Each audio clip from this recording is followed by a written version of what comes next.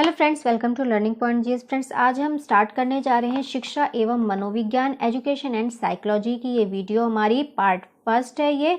ये हमारी सीरीज चलेगी। आपकी जो TGT, PGT, PRT plus MP के जितने एग्जाम्स हो रहे हैं प्लस स्टैट्स, इन सब में आपकी ये काम आएगी, चाहे वो केवीएस हो, नवोदय हो। बाल विकास एवं शिक्षा शास्त्र के बारे में मोस्टली एग्जाम्स में पूछा जाता है। आपने एमपी का सिलेबस देखा है, उसमें भी ये टॉपिक है। तो चलिए हम आज की वीडियो स्टार्ट करते हैं। पहला हम समझेंगे शिक्षा का अर्थ समझेंगे, क्योंकि यहाँ से बहुत सारे प्रश्न आते हैं।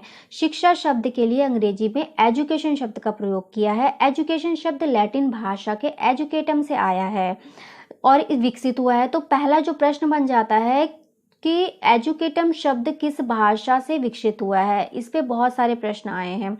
दूसरा पॉइंट है हमारा, शिक्षा का अर्थ सीखना और सिखाना होता है। शिक्षा शब्द संस्कृत भाषा के शिक्ष धातु के अप्रत्यय लगाने से बना है, जिसका अर्थ है सीखना और सिखाना। अतः शिक्षा का शाब्दिक अर्थ हुआ सीखने और सिखाने की क्रिया। हर्बर्ट स्पेंसर के अनुसार शिक्षा का अर्थ अंतःशक्तियों का बाह्य जीवन से समन्वय स्थापित करना है। तो यहाँ पे प्रश्न कैसे आ जाता है कि हर्बर्ट स्पेंसर की जो विचार है वो पूछ लेते हैं, उन्होंने क्या कहा है। नेक्स्ट देखते हैं फ्रेंड्स, अभी हम उन राइटर्स के बारे में उनकी कोटेशन देखेंगे जो बहुत ज़्यादा एग्जाम्स में पूछे जाते हैं। पहला है महात्मा गांधी के अनुसार।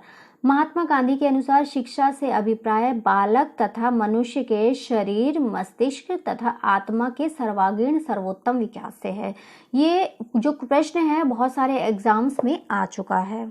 अगला पॉइंट है हमारा, जॉन डेवी के शब्दों में शिक्षा व्यक्ति की उनकी समस्त क्षमताओं का विकास करना है, जो उसे अपने वातावरण को नियंत्रित करने तथा अपनी संभावनाओं को पूरा करने योग्य बनाएगी। नेक्स्ट है, शंकराचार्य ने बोला है। शंकराचार्य ने क्या बोला? शिक्षा वह है जो मुक्ति दिलाए। फिर हमने शिक्षा के ऊपर कुछ ऐसे लेखकों के विचार देखे हैं जो बहुत इंपॉर्टेंट है, काफी बार आ चुके हैं एग्जाम में। चलिए नेक्स्ट देखते हैं। नेक्स्ट है, मनोविज्ञान मन का विज्ञान होता है। मनोविज्ञान मन का अध्ययन करने वाला विज्ञान है। यह दो शब्दों को मिलाकर बना है। साइकी धन लोगस अर्थात आत्मा का अध्ययन। इसके चार कारक कौन कौन से हैं? पहला है शारीरिक कारक, दूसरा है संज्ञानात्मक कारक, तीसरा है भावनात्मक कारक, चौथा है सामाजिक एवं वातावरण में कारक। फ्रेंड्स, अभी हमने जो पढ़ा है इसके ऊपर प्रश्न किस प्रकार से आता है? पहले तो यही पूछ लेता है कि मनोविज्ञान का क्या अर्थ है और मनोविज्ञान किन शब्दों को मिलाकर बना है, और इसके कारक के बारे में भी पूछ लेता है। नेक्स्ट पॉइंट हम देखते हैं जो एग्जाम के पॉइंट ऑफ व्यू से बहुत इंपॉर्टेंट है। किस काल में किस विचारक ने अपने मत में क्या कहा है, इसके बारे में देखेंगे। प्राचीन या ग्रीक काल में प्लेटो और अरस्तु, ये दो विचारक है, इन्होंने मनोविज्ञान का विषय आत्मा माना है। नेक्स्ट है सेकंड पॉइंट, मध्य युग के विचारक ने मनोविज्ञान का विषय मन माना है। नेक्स्ट पॉइंट है हमारा आधुनिक युग। आधुनिक युग में तीन विचारक हुए हैं। पहले विलियम जेम्स, दूसरे विलियम वुड, तीसरे जेम्स ली। इन तीनों ने मनोविज्ञान का विषय चेतना को माना है। नेक्स्ट पॉइंट है, चौथा पॉइंट है समकालीन मनोवैज्ञानिक। समकालीन मनोवैज्ञानिक के चार विचारक हुए हैं। पहला है बीएफ स्किनर, दूसरे हैं पावलव, तीसरे हैं वुडवर्क, चौथे हैं वॉटसन। इन तीनों का जो विचार है, जो मत है, वह विज्ञान का विषय व्यवहार का विज्ञान माना है। ये है समकालीन मनोवैज्ञानिक जो हुए हमारे चारों, ये उनका मत है। अभी हमने समझा शिक्षा और मनोविज्ञान और किस लेखक ने क्या कहा है उसके बारे में भी जाना। चलिए कुछ प्रश्न, इंपॉर्टेंट प्रश्न देख लेते हैं। शिक्षा मनोविज्ञान नामक पुस्तक किस मनोवैज्ञानिक द्वारा लिखी गई है? उत्तर है एडवर्ड थॉर्नडाइक। दूसरा है शिक्षा क्या है? उत्तर है जीवन पर्यंत चलने वाली प्रक्रिया है। दोस्तों, जो शिक्षा है वो जीवन पर्यंत चलती है। कहा जाता है जो शिशु माँ के गर्भ में होता है उसका विकास तब से शुरू होता है और मृत्यु तक चलता है। फ्रेंड्स, नेक्स्ट पॉइंट हम देखते हैं जो हमारा बहुत इंपॉर्टेंट है, बाल विकास एवं शिक्षा शास्त्र।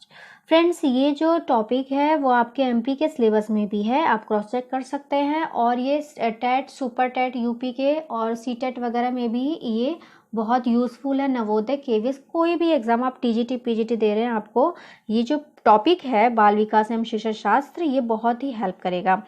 तो पहले तो हम समझेंगे कि बाल विकास और शिक्षा शास्त्र है क्या। इसके लिए आप अपना अगर सेल्फ नोट्स तैयार करते हैं साथ के साथ तो आपके लिए वेल एंड गुड है, क्योंकि एग्जाम में आप इसको सिर्फ आपको गो थ्रू करना होगा। पहला हम समझेंगे बाल विकास की अवधारणा। अगर हम सामान्य शब्दों में समझें तो बाल विकास से आशय होता है बालक के संपूर्ण विकास, यानी शारीरिक, मानसिक, सामाजिक, संवेगात्मक आदि विकारों से होता है। यानी विकास का अर्थ वो होता है, वो परिवर्तन होता है। परिवर्तन होने की प्रक्रिया सतत रूप से जीवन पर्यंत चलती रहती है। हम सभी जानते हैं कि पर्यंत दो तरह के होते हैं। कौन कौन से होते हैं? मात्रात्मक परिवर्तन और गुणात्मक परिवर्तन। दोस्तों, जब एक बालक, एक शिशु जब अपने माँ के गर्भ में होता है तब से उसका विकास होना आरंभ होता है और मृत्यु पर्यंत ये प्रक्रिया चलती रहती है। दूसरा हम समझेंगे विकास की अवधारणा। अगर आपसे पूछा जाता है कि विकास की अवधारणा से आप क्या समझते हैं, इसका क्या अभिप्राय है, तो हम ये कहेंगे कि विकास की अवधारणा विकास की प्रक्रिया एवं अविरल, क्रमिक तथा सतत प्रक्रिया होती है। विकास की प्रक्रिया में बालक का शारीरिक, क्रियात्मक, संवेगात्मक, भावात्मक और भाषागत और सामाजिक विकास होता है। विकास की प्रक्रिया में रुचियों, आदतों, दृष्टिकोणों, जीवन मूल्यों, स्वभाव, व्यक्ति के व्यवहार आदि का विकास होता है, उसमें ये सब शामिल होता है। दोस्तों, अभी हमने बाल विकास एवं शिक्षा शास्त्र जो हमारा टॉपिक है उसके हमने सब टॉपिक यानी बाल विकास की अवधारणा को समझा और हमने समझा विकास की अवधारणा। नेक्स्ट टॉपिक जो हम समझेंगे बाल विकास एवं अधिगम का संबंध।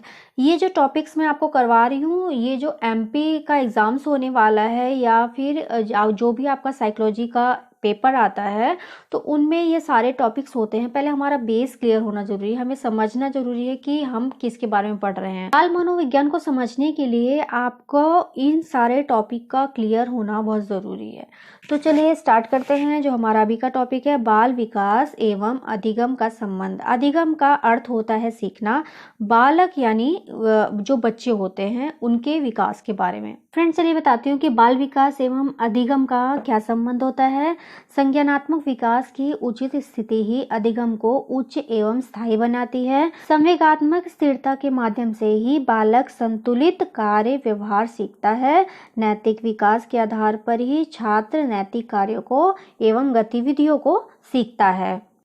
फ्रेंड्स, ये थी आज की हमारी वीडियो। आज की वीडियो हमने शिक्षा एवं मनोविज्ञान की चर्चा की, साथ में हमने बाल विकास एवं शिक्षा शास्त्र के बारे में पढ़ा और उसके सब पॉइंट्स भी कुछ डिस्कस किए। जो हमारी नेक्स्ट वीडियो रहेगी हम इसको आगे बढ़ाते हुए विकास एवं विकास के प्रभावों के बारे में बात करेंगे, उसके कारकों के बारे में बात करेंगे और भी इसके साथ साथ हम इसके प्रश्न भी लेंगे कि ऑथर्स ने कब कब क्या क्या कहा है। आज की वीडियो आपको कैसी लगी कमेंट करके ज़रूर बताइए। लाइक, सब्सक्राइब एंड शेयर करना ना भूलें ताकि आपको नेक्स्ट वीडियो की नोटिफिकेशंस मिलती रहे। Thank you for watching friends.